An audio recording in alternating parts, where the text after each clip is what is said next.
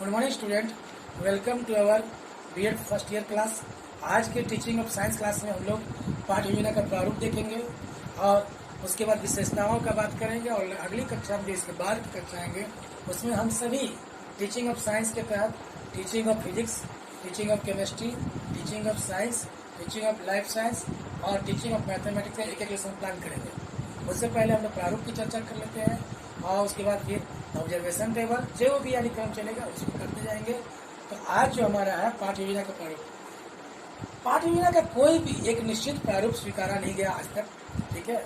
लेकिन हम लोगों ने बीएस ब्लूम की टैक्सोनॉमी के तहत हम लोग पाठ योजना को पढ़ते हैं। कई अलग अलग तरीके से अलग अलग किताबों में दिया है, तो उसकी चर्चा नहीं करेंगे। पाठ योजना प्रभावी ढंग से संचालित होनी चाहिए, जिसका आधार अर्थ पाठ के मूल तत्व हो तथा यह क्रियाशील हो। यह भी सत्य है कि पाठ योजना लचीली हो और आवश्यकता अनुसार उसे रूपांतरित किया जा सके। पाठ योजना के मूल तत्व निम्नलिखित है। पहला, शिक्षण वृद्धि बिंदु अथवा संप्रत्यय की पहचान, क्या है ऑब्जेक्ट्स का, ठीक है। दूसरा, निर्देशात्मक उद्देश्य लेखन। तीसरा, पाठ प्रस्तावना। चौथा, पाठ विकास। इसी के तहत पाठ विकास को हम लोग प्रस्तुतिकरण के अंतर्गत रखते हैं। अधिगम क्रियाओं का चयन तथा शिक्षण कौशल का प्रयोग एवं छात्रों के संज्ञानात्मक विकास का ज्ञान। और लास्ट में हम लोग किस तरह से पाठ की समाप्ति करते हैं। किसी भी पाठ योजना का जो प्रारूप है वो इस समय जो बनाया गया वो किस प्रकार है, देखिए। पहले इसको हम डस्ट आउट कर देते हैं, देखते रहिएगा, जिसके बेस पे हम लोग पहले लिखते हैं। एक जब भी लेसन प्लान की बात आएगी, जिसे लेसन प्लान कह सकते हैं हम लोग, लेसन प्लान, या हम इसे कह सकते हैं पाठ्य योजना। इसमें सबसे ऊपर रहेगा आपका विद्यालय का नाम,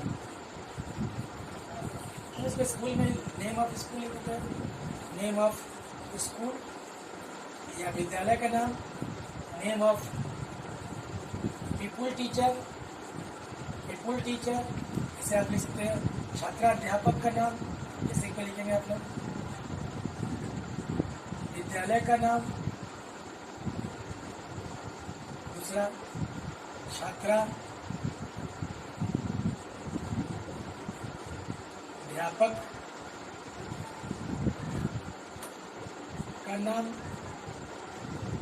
तीसरा, क्लास, जिसे आप कह सकते हैं कक्षा। फिर आएगा आपका विषय, सब्जेक्ट, इसे विषय बोलेंगे। जैसे छोटे क्लासों में तो ठीक है, लेकिन बड़े क्लासों में उप विषय भी होता है, सब सब्जेक्ट भी होते हैं, सब्जेक्ट भी होंगे, इसे हम लोग उप विषय कर सकते हैं। फिर आएगा टॉपिक, इसे आप कहते हैं प्रकरण,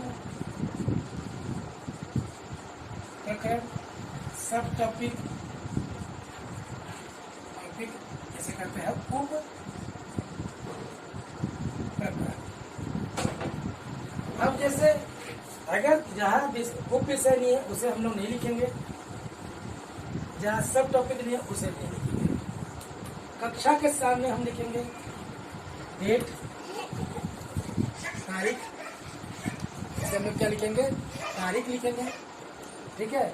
फिर लिखेंगे हम लोग, दूसरा लिखेंगे हम लोग पीरियड और लास्ट में टाइम। और विषय के आगे लिखेंगे हम लोग क्या लिखेंगे, पीरियड, कौन सा पीरियड चल रहा है, कालांश, जैसे हम लोग दिनांक लिखेंगे, दिनांक, कालांश या कालखंड। और लास्ट में लिखेंगे समय, कौन सा समय चल रहा है, या डेट में लिख सकते हैं हम लोग टाइम। ये टाइम किसके नीचे लिखेंगे, नीचे आएगा। प्रकरण के कक्षा के सामने रहेगा दिनांक, विषय के सामने रहेगा कालांश और प्रकरण के सामने रहेगा। और इसके बाद हम इसको अंडरलाइन कर लें, चाहे इसको हम लॉक कर लें। इसके बाद शुरू होता है हमारा, जस्ट इसके नीचे शुरू करेंगे,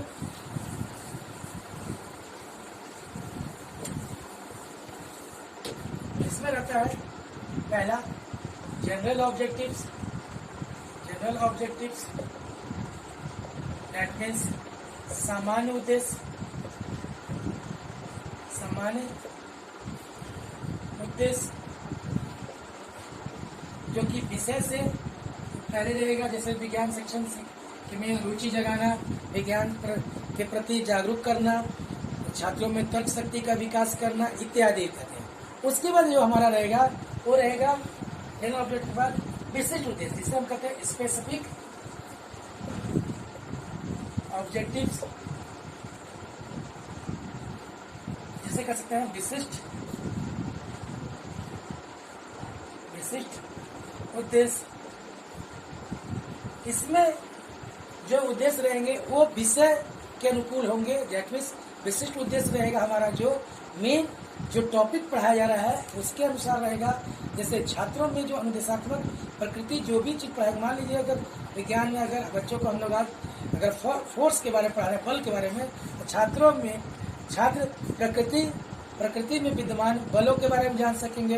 फिर दूसरा बलों के प्रकार जान सकेंगे, बलों के दैनिक जीवन के प्रयोग को जान सकेंगे, यानी जो मेन टॉपिक से संबंधित रहेगा, प्रकरण से संबंधित रहेगा। इसके बाद हम लोग आते हैं हमारे सहायक सामग्री पे, जिसे कह सकते हैं आप लोग टीचिंग अपरेटस या टीचिंग एड्स, जिसे कह सकते हैं हम लोग टीचिंग अपरेटस या टीचिंग अपरेटस बोल सकते हैं या टीचिंग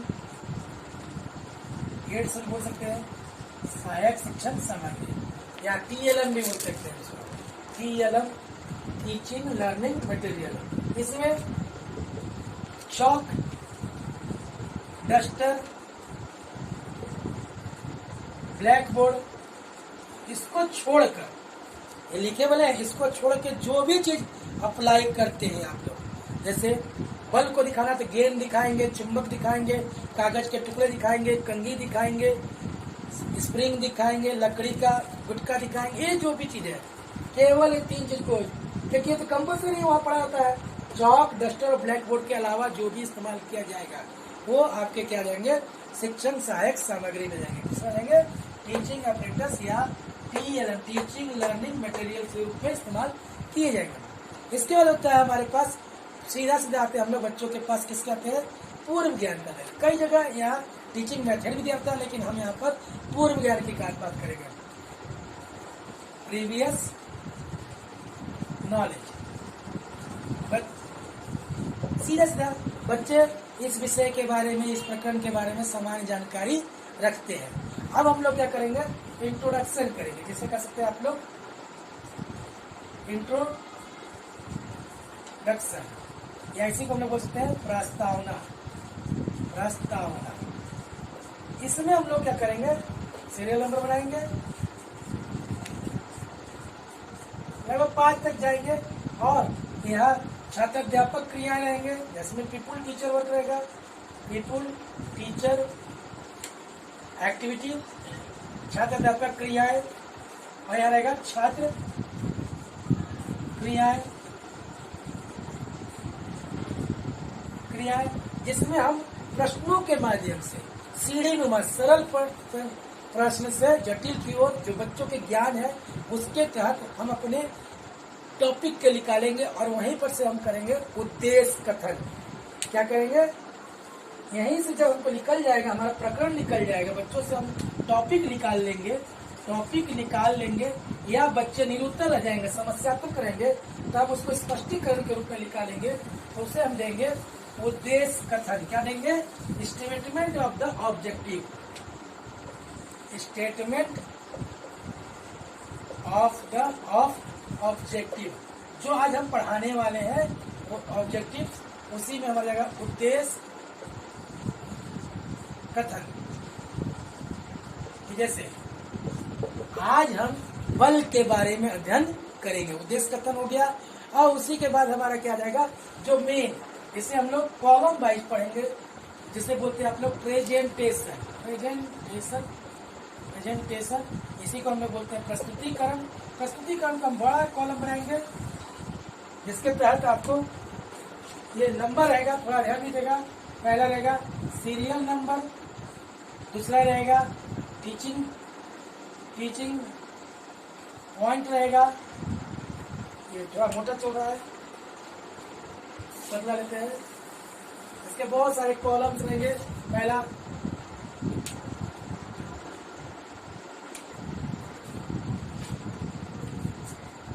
सीरियल नंबर, सरल क्रमांक, उसका रहेगा टीचिंग पॉइंट, में शिक्षण बिंदु, टीचिंग पॉइंट, फिर रहेगा आपका people teacher activity, people teacher activity, teacher activity,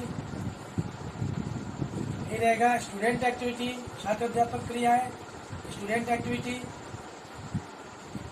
जिसे आप बोलते हैं सरल क्रमांक, शिक्षण बिंदु, शिक्षक क्रिया, छात्र अध्यापक क्रिया, छात्र क्रिया। उसके बाद आपका आता है सीधे सीधे किसी भी जब छात्र क्रिया होगा उसके बाद रहेगा आपका teaching method, teaching method, teaching method मतलब शिक्षण विधि। उसके बाद आएगा ब्लैक बोर्ड वर्क या ब्लैक बोर्ड समरी, दोनों में से कुछ भी लिख सकते हैं। ब्लैक बोर्ड वर्क या ब्लैक बोर्ड समरी। उसके बाद आपका आ जाएगा सीरीज में इवैल्यूएशन, इवैल्यूएशन मूल्यांकन, इवैल्यूएशन मूल्यांकन, और लास्ट रहेगा रिमार्क, कोई भी मतलब टिप्पणी करिए। ये पूरे कॉलम है आपके प्रस्तुतिकरण के। इसके होने के बाद बच्चों से टॉपिक बताया जाएगा, टॉपिक में से बीच में से जैसे समझाने के बाद टीचर कुछ क्वेश्चन करेगा, जहां बच्चे निरुत्तर रहेंगे तो इसको हम लोग क्लेरिफिकेशन करेंगे या स्पष्टीकरण कर सकते हैं या क्लेरिफिकेशन कर सकते हैं।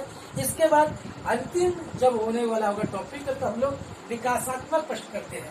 इसी टीचर एक्टिविटी में बीच में आएगा आपका क्या आएगा, क्लेरिफिकेशन, क्लेरिफिकेशन जब बच्चे डाउट में हो जाते हैं तो जिसको हम क्लियर करेंगे। दूसरा लास्ट में आता है डेवलपमेंट, डेवलपमेंट क्वेश्चन करेंगे, फिर इसको क्लोज कर देंगे, क्लोज कर देंगे। इसके बाद आता है आपका रिकैप्चुलेशन, पुनरावृत्ति प्रश्न। इसके बाद लास्ट में जैसे प्रस्तुतिकरण खत्म हो गया, ध्यान दीजिएगा सरल क्रमांक, शिक्षण बिंदु, छात्राध्यापक क्रिया, छात्र क्रिया, शिक्षण बिंदु, ब्लैक बोर्ड समरी या ब्लैक बोर्ड कार्य दोनों हो सकता है, इवैल्यूएशन मूल्यांकन और रिमार्क।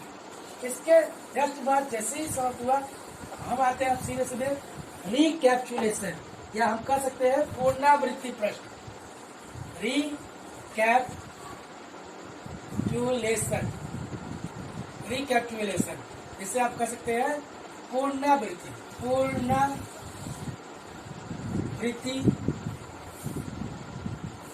पुनरावृत्ति प्रश्न।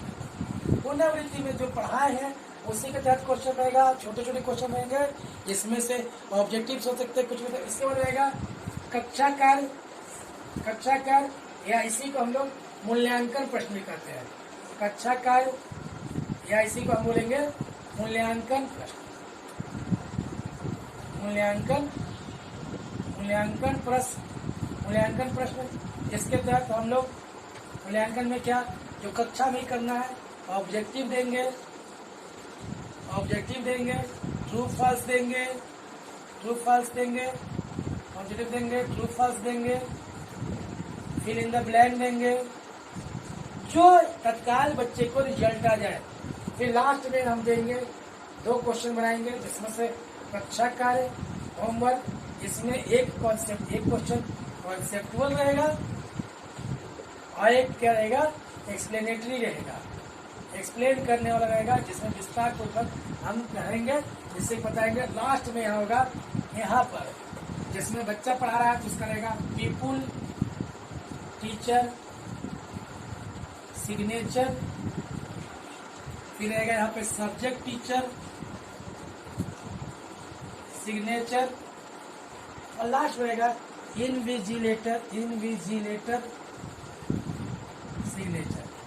ये कंप्लीट प्रारूप है, इसके तहत ही हम लोग और लास्ट में टिप्पणी लगाते समय ही हम लोग संदर्भित पुस्तकों को लिखते हैं या किसी चीज को समझाते हैं। अगली कक्षा में हम इसकी विशेषताओं को पढ़ेंगे, कुछ कमियों को पढ़ेंगे और ऑब्जर्वेशन टेबल पढ़ेंगे और उसके बाद हम हर एक विषय का एक एक या 2-2 पाठ्य योजना बनाएंगे। धन्यवाद।